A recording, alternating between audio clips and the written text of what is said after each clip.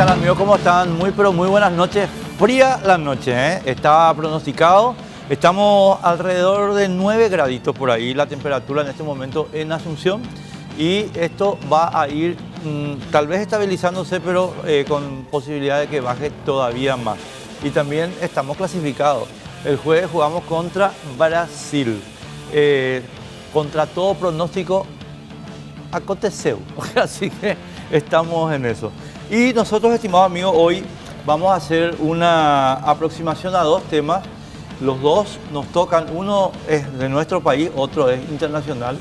Y nos tocan porque el sistema penitenciario, estimados amigos, tiene para la sociedad paraguaya una carga muy especial en lo que significa seguridad, pero también derechos humanos.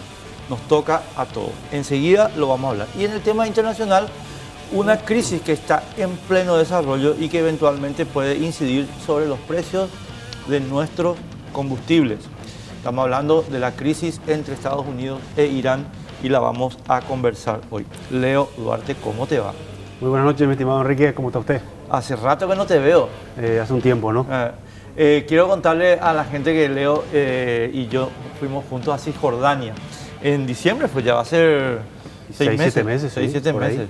¿Diciembre o enero Sí. este año? Diciembre del año pasado. Estuvimos juntos con la Autoridad Nacional Palestina recorriendo todo lo que es Cisjordania, lo que está ocupado ocupado por Israel, pero que los palestinos reivindican como Estado propio. Lo hicimos juntos. Un placer. Y antes habíamos conocido el lado israelí, El por lado separado, israelí. ¿sabes? Sí. Así que ahora tenemos una visión global de ambos lados muy interesante. Exactamente, sí, señor. Y Lisa Paredes, ¿qué tal? ¿Cómo te va, Lisa? Buenas noches, Enrique. Súper bien. Se aprobó la ley hoy. Finalmente se aprobó. La Cámara de Diputados. Sí, media sanción. Se declara con esto, una vez que el Senado apruebe, emergencia penitenciaria en todo el país. Lo vamos a desarrollar porque qué mucha grosería quiero decir sobre este tema. Así que te cuento ya. Está bien. Faltan 10 minutos para La repetición del menor. Bueno, estimados amigos, vamos a empezar afuera y después entramos a nuestro país. Vamos a empezar con la crisis de Dani. Leo, intercambio de insultos vía Twitter entre el presidente iraní y el presidente norteamericano. El estilo de Donald Trump, ¿no? Sí. Muy primario, muy de choque. Pero más allá de eso, hay como bien usted sabe, mi estimado Enrique, un drama más grande, ¿no? Ahí hay una lucha territorial en la región entre los árabes y los persas, que son los iraníes, ¿no? Y de larga data, una lucha histórica. Y política y religiosa, aunque ambos son musulmanes, son de dos facciones distintas. Para nuestros oyentes, para nuestros televidentes, los chiitas son una rama del Islam, una rama minoritaria, y los sunitas la mayoría. Los países árabes de esa región, en su mayoría absoluta, son sunitas, mientras que los persas iraníes son chiitas. O sea, razones culturales, históricas, religiosas y políticas los separan desde hace mucho tiempo. Desde el día 1. Antes, Irán era aliado de Occidente, de Estados Unidos. Estados Unidos y Gran Bretaña pusieron a un rey llamado Shah, el Reza Pahlavi, que en 1979 lo derroca este régimen actual, con Ayatollah Khomeini, que mucha gente lo recordará, era el líder espiritual de la revolución iraní. Y es este régimen teocrático el que sigue gobernando. Cuando ocurrió aquella revolución, rompió con Occidente, y entonces sí, la enemistad se plasmó. Y Estados Unidos y Occidente siguió siendo aliado de Arabia Saudita y de los países árabes del Golfo, y entonces la enemistad se traduce Irán contra los árabes y contra todo Occidente, o las potencias occidentales, mejor dicho. Sí, señor. Y además, yo creo que en el quid de la cuestión, Leo, está el control del Golfo Pérsico y del flujo petrolero, ¿verdad? Sí, señor, tal cual. Y la rivalidad que tienen las dos potencias regionales, que son Irán y Arabia Saudita, justamente con todo lo que vos estás explicando desde el punto de vista histórico, para ver, bueno, quién se convierte en la potencia regional más importante. Así mismo, es el Brasil-Argentina a una escala superlativa. Sí, sí, sí. Es el Francia-Alemania, en fin, es el Estados Unidos-Rusia a menor escala. No. Es quien tiene la hegemonía regional. Y una región, como bien lo decís, altamente vital y sensible para todo el planeta. No podemos, Pedro, poner el mapa de la zona, porque queremos compartir con ustedes de qué estamos hablando. Miren ustedes, esto es el Golfo Pérsico, el Golfo de Omán y el Estrecho de Hormuz. Irán con lo que estaba explicando Leo, y esto es Arabia Saudita. A ver, ¿me puedes poner en la imagen para ir indicando un ratito? Dale. Entonces, Irán, Arabia Saudita, Golfo Pérsico, esto es Irak para la gente que recuerda la guerra iraquí, Kuwait, el Estrecho de Hormuz y el Golfo Omán. Aquí es, ¿por qué queremos explicar esta cuestión geográfica, estimados amigos? De este país y este país sale más del 40% del consumo mundial de petróleo. Y todo ese consumo pasa por este estrechito que se llama el Estrecho de Hormuz. Los incidentes, Leo, que estuvimos viendo de misiles tirados contra buques petroleros, se producen en el Estrecho de Hormuz y en el Golfo de Omán. Tal cual. Y ponen en riesgo, digamos, lo que es el suministro de petróleo a... Así mismo, algo que ocurre al otro lado del planeta nos puede afectar directamente al bolsillo aquí con el combustible, el pasaje y todo. Así mismo. Si esto se descompone, vamos a tener evidentemente un alza De de hecho, precios. la sola tensión ya hace que los especuladores empiecen a jugar con el precio del petróleo. Esa semana, la semana pasada, en la bolsa de Nueva York, el petróleo subió un tanto que Trump tuvo que salir a hablar y a bajar un poco su propio tono para evitar que los especuladores, porque al final por ahora es especulación nomás, empiecen a jugar con el precio del petróleo. Bajar decibeles, como se dice. Así mismo. Pero si la tensión sube realmente y se vuelve aquello más grave militarmente, sí, sin duda, repercutirá directamente. Ahora, acá también creo que tenemos que agregar una cuestión. Estos son los petroleros que... Este es el Kokuka, el buque japonés que recibió 2 impactos. Exacto. Ahí están las brechas. Dos bombas magnéticas puestas en su casco que abrieron 2 boquetes. Al final logró llegar a puerto a salvo y ahora está sometido a reparaciones. Ahora, hay una cuestión ahí. Estados Unidos dice que estas operaciones fueron iraníes. Irán niega, pero lo extrañísimo, no es lo extraño. Lo que yo estaba remarcando en radio, Leo, quiero compartir un poco contigo y ver cuál es tu opinión. Japón, el gobierno japonés le dijo a Estados Unidos: las pruebas que ustedes presentan no son suficientes. Sí. Ocurre que hay un video, obviamente filmado de un dron espía o de un satélite, que los yanquis tienen, y se ve a una lancha, un lanchón de la Guardia Revolucionaria iraní. Está comprobado que es de la Guardia Revolucionaria iraní, que está junto al casco de este buque, retirando algo del casco. Bueno, dicen los yanquis, ese es uno de los artefactos explosivos magnéticos que no detonó y lo retiraron para retirar pruebas, porque era iraní. Pero esa es la postura yanqui. Claro, ¿verdad? a mí me sorprendió. Ahora, sí se ve un lanchón iraní, que hacía ahí también, o sea. No, correcto. Me sorprendió nomás la postura del gobierno japonés, porque el gobierno japonés le dice: esto no es suficiente para nosotros. Ocurre que ellos necesitan el petróleo. Ellos siguen comprando, todavía le tienen que dar petróleo a los iraníes. No pueden darse el lujo de perder esa fuente de ingresos por ahora, ¿verdad? O sea que, imaginemos que hoy mismo Irán diga: ok, dejo de vender petróleo a Japón porque vos estás alineado con Trump. ¿Y qué hace Japón? ¿Cuándo consigue otros precios más caros en este momento? O sea, hay también eso, ¿no? No estoy diciendo con eso que está equivocado Japón. De hecho, la prueba que presentan los estadounidenses no es definitiva. Es un lanchón que bien podría ser un lanchón plantado. O sea, porque yo quiero recordar más a la gente, Leo, también, que cuando Estados Unidos acusó al gobierno de Saddam Hussein de tener armas de destrucción masiva, fueron a la guerra con 4 países y era todo mentira, no había nada. Eso fue terrible. Eso fue, pero ahí no lo fabricaron, ojo. Ahí juraron hasta el último día que lo tenían, nunca presentaban pruebas, pero por lo menos tuvieron la decencia, no sé qué término usar, de no mostrar algo falsificado. Hemos encontrado este depósito y plantar ahí 5 barriles químicos. Nunca llegaron a ese extremo por lo menos. Así que no sé si ahora...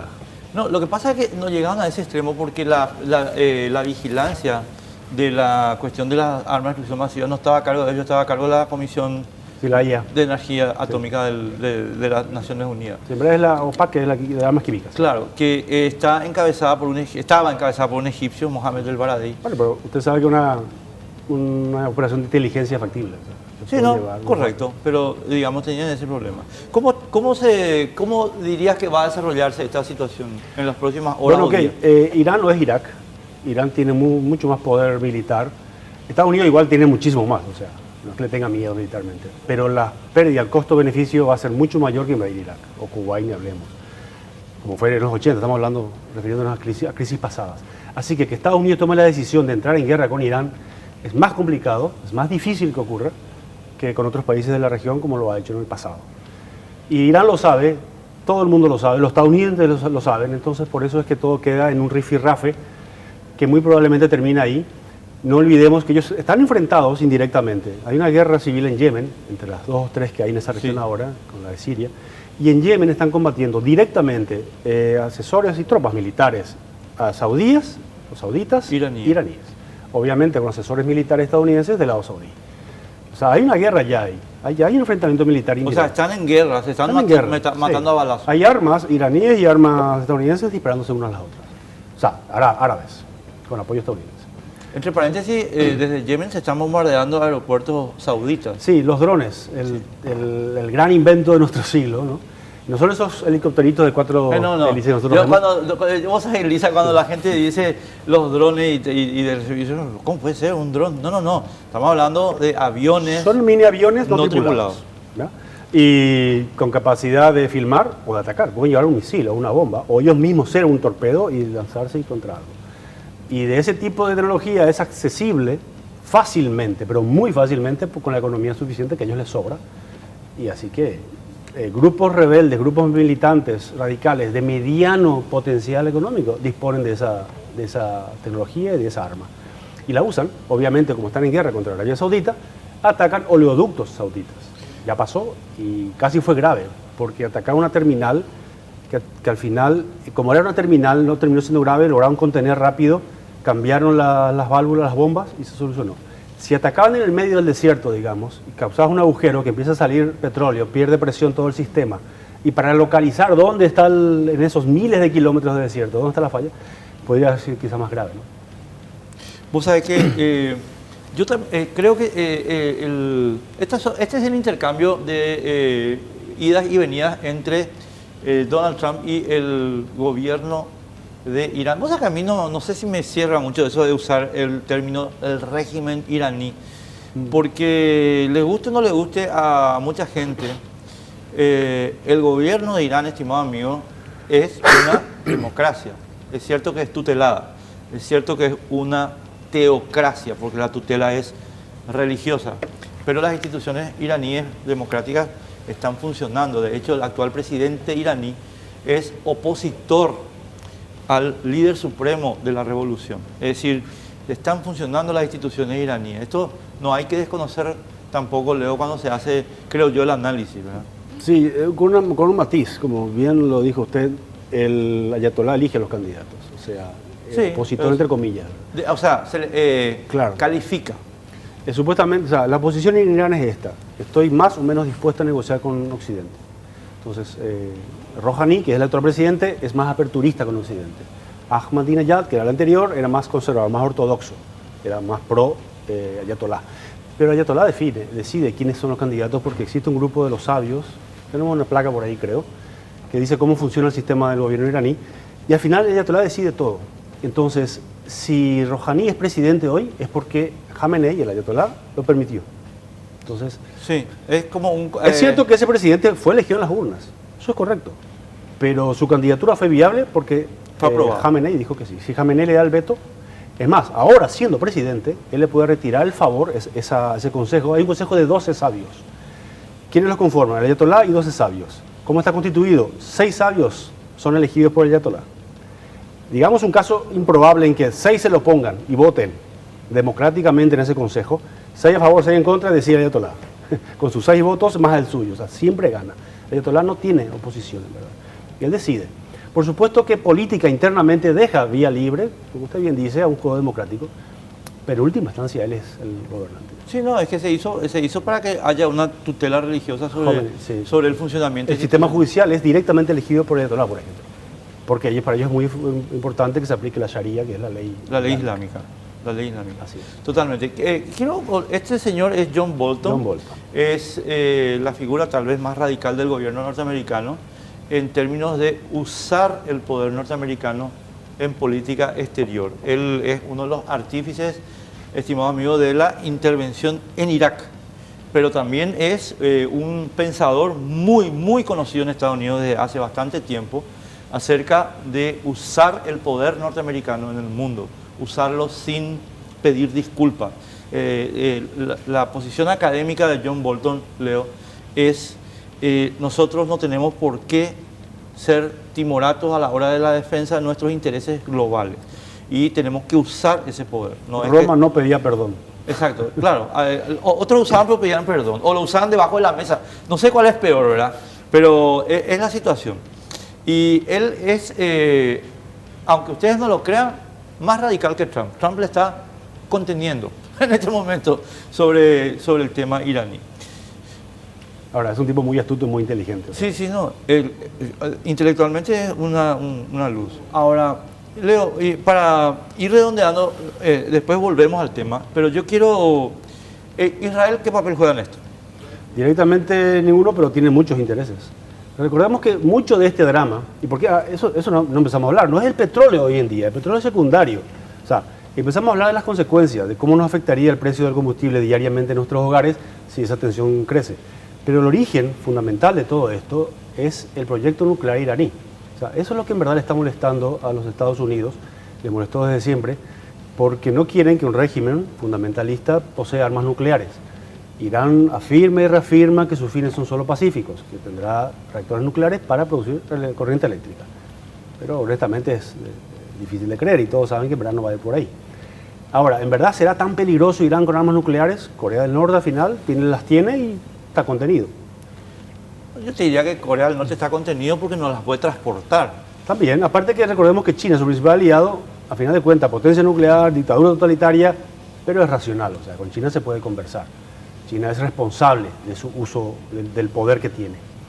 Y esa es quizá la palabra clave, que no tenga un poder atómico un gobierno irresponsable. O sea, si yo soy un fanático religioso, que no doy cuenta a los hombres, a las naciones, que yo no tengo que dar explicaciones a la comunidad internacional, entonces no tengo límite alguno. Y ese es un peligro que Estados Unidos, ese es el argumento que Estados Unidos usa para contener a Irán en su proyecto nuclear. Entonces la sanción, la tensión con Irán es por eso, es por el programa nuclear. Y la consecuencia es el tema del petróleo. Se firmó un pacto en 2015 con Obama, el cual Donald Trump ya en campaña había dicho que no iba a contener el proyecto nuclear, y tenía razón por lo siguiente: el pacto establece que no podrá procesar agua pesada y uranio enriquecido, que crea agua pesada, en grado suficiente de refinación, usaremos esa palabra, para crear armas atómicas. Para producir electricidad, el uranio, con potenciarlo un 3%, tiene la energía suficiente. Para producir una bomba atómica hay que potenciarlo en un 90%, creo que 87%. Y es un grande límite. Y eso se hace con máquinas especiales, se llaman centrifugadoras. Bueno, entonces lo que hace el pacto es, desmontó esas centrifugadoras e Irán se comprometió a no enriquecer uranio más del 3% hasta el año 2049. Bueno, ok. Entonces, pero a partir de ese año ya no tiene límite. Y aún sabiendo que luego bajo la mesa pueden seguir haciéndolo, Trump dijo: no, esto es una trampa, yo no voy a caer en eso, sanciones de vuelta. Y se sancionan en el sentido de que Estados Unidos dice: cualquiera que le compre petróleo a Irán no me lo puede comprar a mí. La plata de todos los capitostes de iranes no pueden ser invertidas en la banca estadounidense o cualquier banco que quiera negociar con banco estadounidense. Esos son un tipo de sanciones que se establecen. Las famosas sanciones, ¿qué consisten? Y entonces las estaba haciendo y Trump las reinstauró. Estaban esas, el pacto las quitó y Trump las reinstauró. Y por eso Irán y Estados Unidos están en conflicto ahora. Es por ese tema. Sí, señor. Y yo agregaría a este relato, señores, esta persona que ustedes están escuchando, que tiene tanto conocimiento y tan detallado conocimiento, es el jefe internacional de ABC, para que ustedes sepan el tipo de información que se les está proveyendo. O sea, acá no estamos improvisando. Y dicho esto, quiero agregar nomás, Leo, ahí, que sin embargo yo creo que, pero esta es una opinión muy personal, te la tiro para debate si querés. Yo creo que Irán está cumpliendo el pacto y Netanyahu, el primer ministro de Israel, es el que plantea por qué no retrotraemos la cosa. Sí, perdón, ahí, y la pregunta iba ahí, ¿no? Y yo me distraje y fui para allá. Claro, Israel no quiere saber nada de que Irán tenga ni siquiera un plan nuclear pseudo-pacífico. Ni siquiera para electricidad. Nada. Justamente porque es más radical en su defensa ante su principal enemigo. Irán, chiita dijimos, es el que financia a Hezbollah, que es la rama armada, una de las ramas armadas palestinas que está en el sur del Líbano, y a Hamas, que es la que ocupa Gaza, que son los dos principales grupos armados palestinos radicales, por usar un término, que pelean contra Israel. Al-Fatah, que está en Cisjordania, que usted lo mencionó, es la rama moderada. Al-Fatah está dispuesto a negociar una solución de 2 estados, un israelí y un palestino, un Israel y una Palestina. Mientras que Hamas y Hezbollah dicen, no, solo Palestina e Israel debe desaparecer del mapa. Y Irán apoya a estos dos. Entonces obviamente Israel dice, no, puedo negociar con un grupo palestino, pero con estos dos no. Y con su principal Paganini o soporte hay que contenerlo, como sea, ¿no? Otro vínculo con Paraguay de esta crisis, estimados amigos, Hezbollah. Rápido, para ir conectando nomás, cómo es redondo, y global y chiquitito el mundo. Hezbollah, apoyado por Irán, es también el que le lava el dinero al PCC. Y el PCC es el que lleva los cigarrillos que se fabrican en Paraguay. ¿Cómo se conecta al mundo? Y el PCC vinculado directamente al tema que él va a tocar hoy con las crisis carcelarias. Y justamente se lo vinculaba al vicepresidente. Y ahí nos vamos al sistema carcelario. Y no estaba planificado, pero así se dan las cosas. Pero eso entra con el PCC, para que ustedes vean cómo Irán se conecta con el sistema carcelario. Bueno, Lisa, efectivamente, vamos a entrar en el tema de la ley, pero yo quiero que nos cuenten un poquito la lectura del... Bueno, ¿qué pasa en el sistema carcelario con el PCC? En el Congreso hicieron un intenso lobby, Hugo Velázquez, hoy con Julio Javier Ríos. Que es su ministro. Así mismo, su ministro, y es siempre de su equipo político también, siempre fue de su equipo político. Bueno, ellos llevaron repentinamente una propuesta que no estaba estudiada en la Comisión de Presupuesto. La Comisión de Presupuesto había sacado 2 dictámenes, en mayoría y otra en minoría, que fue la planteada por la diputada Celeste Amarilla, que justamente pretendía poner un poco más de control al dinero que se va a utilizar justamente con esta declaración de emergencia y poner una especie de cerrojo. Los diputados recibieron otra propuesta del Ministerio de Hacienda, minutos antes prácticamente del estudio de esta importante declaración de emergencia. Entonces se vieron estuvieron empacados prácticamente esta alianza abdocartista con efrainistas y liberales también. No, o sea, pero llanistas, ¿verdad? Abdocartolianistas. También, pero también efrainistas. ¿Por qué? Porque Antonio Busarquis, diputado, firma el proyecto de ley con Jazmín Narváez y Cristina Villalba. No te puedo creer. Después surge una modificación que es la planteada por el Ministerio de Hacienda. Los diputados evidentemente se empacaron y no permitieron que tenga una rigurosidad en el estudio, en la aplicación de esta Pero tenemos la ley, emergencia. tenemos un gráfico de la ley. Quiero hacer 2 o 3 comentarios. Bueno, porque efectivamente ahí hay 2 artículos, Lisa, que a mi modo de ver son graves. Peligrosos. Sí. Yo te diría graves. El artículo 2, porque creo que viola la Constitución, viola el artículo 173. Así y el mismo. artículo 3, estamos hablando de la ley de emergencia penitenciaria que hoy se aprobó en la Cámara de Diputados. El artículo 3 que efectivamente abre la chequera Así mismo. sin discriminación. Imagínense ustedes, amigos y amigas, la gente que conectó al grupo Chamorro, Las Farjan y PS es la misma gente que hoy abrió la billetera para hacer Vito con nuestra plata con la excusa de las cárceles. Así mismo. Le dieron un plazo de 1 año cuando la oposición decía, ¿por qué tanto tiempo? Decían. Ellos planteaban incluso que sea solamente de 6 meses y que se perdía la naturaleza de la declaración de emergencia al establecerlo en 1 año. Entonces, el argumento que planteaba el oficialismo era de que supuestamente en ese tiempo ya podían construir las cárceles, ¿verdad? Entonces, eso fue como que a la oposición intentó plantear una ley Pero mucho más rigurosa. Una preguntita de Sí. forma. Pero ¿quién es la oposición si el efrainismo también se plegó al gobierno? Algunos liberales, estaba el PEN, Patria Querida, que fueron, creo que el PEN, Patria Querida y la diputada Celeste Amarilla fueron los más radicales, los más puntillosos en señalar dónde estaban las falencias del proyecto de ley. Pedro, podemos compartir el proyecto. Aquí está el proyecto, estimados amigos, que hoy se aprobó en la Cámara de Diputados. Este sufrió nuevamente modificaciones. Este no es el texto finalmente aprobado. Quiero contarle a la gente, quiero ya guardarle una... Este texto se lo secuestramos a Jazmín Narváez. Estas correcciones que ustedes ven ahí de su puña y letra, son presumiblemente de ella, ¿verdad? Porque a ella le tomamos. Explicarnos qué se modificó acá. Se modificó, por ejemplo, el plazo. En el plazo ellos establecían que era de 365 días. Esto, allá en el primer artículo, declarar en emergencia penitenciaria todos los establecimientos penitenciarios de varones, mujeres, educativos, de menores, por el plazo de 365 días. Un año. Sí. Ellos querían un año, la oposición planteó que sea solamente de 6 meses. No hubo caso, mayoría quedó esta versión, o sea, 365 ¿Alguna otra modificación? Días. A pesar de que ya existe una declaración de emergencia que recién vence el 25 de septiembre, ya tenemos una ¿De penitenciaria? Sí, tenemos una emergencia justamente penitenciaria.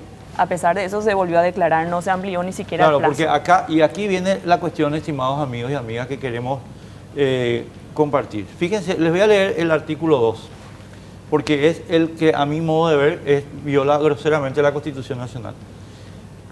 Autorizar el apoyo y el empleo de las fuerzas públicas, policía y fuerzas armadas de la nación para la custodia y cobertura de seguridad perimetral de todos los establecimientos descritos en el artículo 1 de la presente ley. Ahora, ahí, Lisa, quiero irme a la Constitución acá un ratito nomás, sí, porque les quiero leer el artículo 173, amigos y amigas, para que ustedes saquen sus propias conclusiones. No hace falta que nos crean a nosotros. Es simplemente... Por eso, o sea, yo siempre cuento un cuentito, Lisa, te pido disculpas, voy a contar otra vez el cuentito. Ustedes saben, estimados amigos, que la ley antes estaba en secreto, la sabían los profesores doctores. En el año 510 hubo una revolución en Roma, antes de Cristo. La revolución que proclamó la república, la cosa pública. Lucio Junio Bruto era el líder de esa revolución. Y una de las cosas que dijo, señores, a partir de ahora la ley va a estar por escrito. ¿Para qué? Para que todo el mundo, no solo los abogados, puedan saber lo que dice y puedan entender, y todo el mundo sea consciente de sus derechos. Y puso las leyes en unas tablas de bronce, se llama la ley de las 12 tablas, en el foro. Entonces cualquier ciudadano dice, mira, pues acá dice esto la ley, no dice lo que dice ese pelafustán que está ahí en el Senado. Y bueno, estamos usando lo mismo. La ley está en castellano, la Constitución está en castellano, entonces fíjense ustedes. Autorizar el apoyo y el empleo de Fuerzas Armadas de la Nación en la custodia y cobertura de la seguridad perimetral de establecimientos penitenciarios. Artículo 173 de nuestra Constitución. Dice lo siguiente. Es increíble cómo violan la Constitución así sin ponerse colorado. El vicepresidente de la República y por supuesto la mayoría servil que tiene en la Cámara de Diputados. Las Fuerzas Armadas de la Nación, dice nuestra Constitución, constituyen una institución nacional organizada con carácter permanente, profesional, no deliberante, obediente, subordinada a los poderes del Estado, sujeta a las disposiciones de esta Constitución y sus leyes. Y aquí viene la violación. Su misión es custodiar la integridad territorial y defender a las autoridades legítimamente constituidas conforme a la Constitución y las leyes. ¿En qué parte de la Constitución, señor Hugo Velázquez, es violador de la Constitución y vicepresidente de la República? ¿Y en qué parte de la Constitución, señores diputados, violadores de la Constitución, dice que las Fuerzas Armadas pueden dedicarse a custodiar las cárceles? ¿En qué artículo, en qué inciso, de qué parte de la Constitución se dice lo que dice el artículo 2 de la ley que ustedes acaban de aprobar en contra de la Constitución? Ustedes no tienen ninguna diferencia con Horacio Cartes, señores. Vos, Hugo Velázquez, ninguna diferencia con Horacio Cartes. Sos un violador de la Constitución igual que él. Y todos esos diputados serviles, obedientes y no deliberantes votaron este mamotreto porque son obedientes a un poder que no emana de la Constitución. No tienen vergüenza, toditos deberían ser destituidos. Se les llamó la atención justamente Pero claro, sobre pues sí eso, es evidente. ¿verdad? O sea, es cuestión de leer nomás. Pero no hubo caso. Ellos se empacaron y votaron así a rajatabla. Pero tenían la orden, alineados, porque ellos son el pacto se obedientes, no mantuvo. deliberantes, claro. Entonces no hubo caso. Y modificaron y pusieron solamente fuerza pública, pero obviamente a ella le incluye a las fuerzas militares. Pero claro, si esa es la definición constitucional. Artículo 172. Así mismo. La fuerza pública está integrada en forma exclusiva por fuerzas militares y policiales. Debo recordar que en derecho público no es como en derecho privado, todo lo que no está prohibido está permitido. Ahí es al revés. Es al revés. Si no está expresamente permitido, está prohibido. Claro. Exacto y puntual. Así es simple. La diputada Jazmín Narváez intentó justificar justamente esto, pero es injustificable justamente. Pero quedó más en ridículo, ¿no? Claro, ella dijo que incluso se podría ya remitir y que por eso ponían a las fuerzas públicas porque iba a ser una seguridad perimetral, pero igualmente se viola la Constitución. Pero se al viola la establecer. Constitución, está clarísimo. Así mismo. Y ahora vamos a la violación de nuestro bolsillo. Artículo 3 de la ley. Si Pedrito, si me pones esto, por favor. Quiero mostrarles el artículo 3 porque es la violación de nuestro bolsillo. O sea, primero violan nuestra Constitución y aquí viene la violación de nuestro bolsillo. Lisa, permiso, voy a leer. ¿Cómo no? Después me decís si hay algo modificado. Sí, claro. Autorízase al Ministerio de Justicia a adoptar las medidas administrativas que considere pertinentes. Y aquí, escuchen esto porque parece que Óscar Chamorro Lafarga escribió esto para él y Dionisio Amarilla, ¿verdad? Tiene prácticamente la firma de Dionisio Amarilla y de Benigno López, habría que decirlo también. Que considere pertinentes pudiendo llevar a cabo contrataciones de personal, de bienes y de servicios bajo el régimen de excepción previsto en la ley 2051, que es la ley de contrataciones, por el plazo de vigencia de la presente ley, que es por un año. O sea, por un año van a poder meter la mano en nuestro bolsillo y hacer visto con nuestra plata con la excusa de las cárceles y del PCC.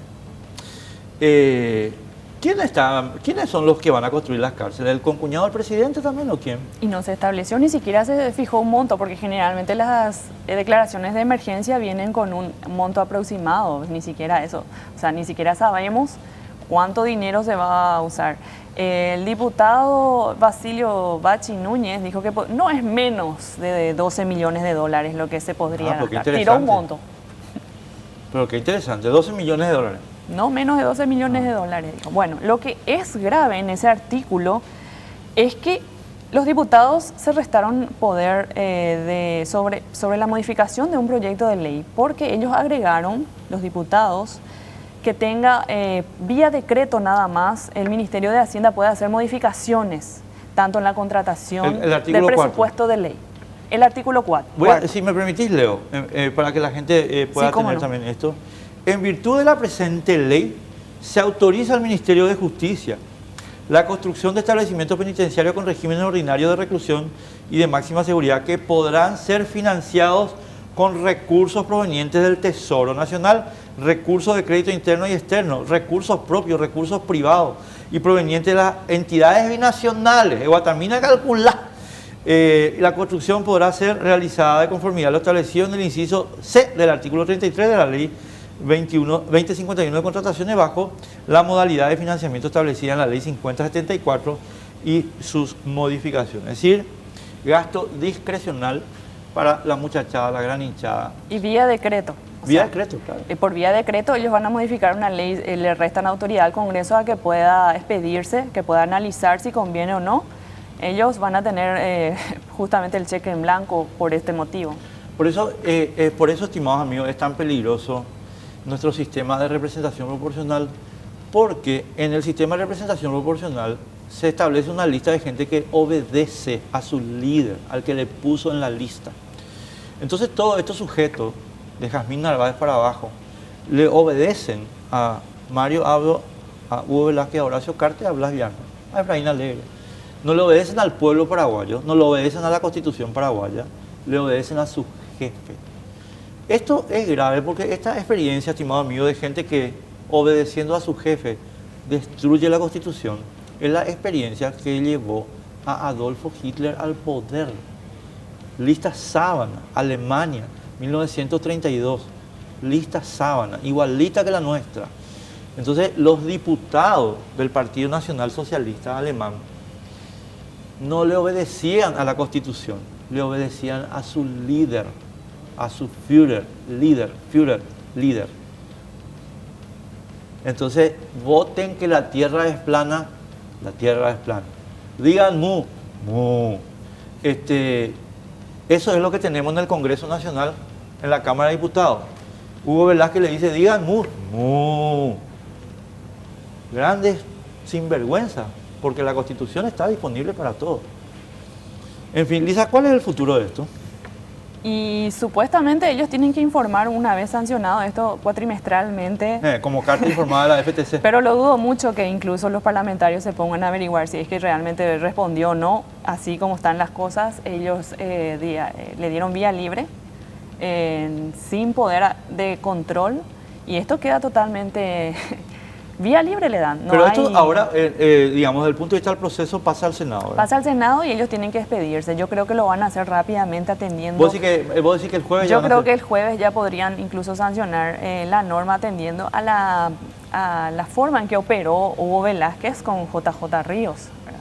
Ellos se fueron al Congreso, se fueron esta mañana, después otra vez antes de la sesión presentaron este proyecto.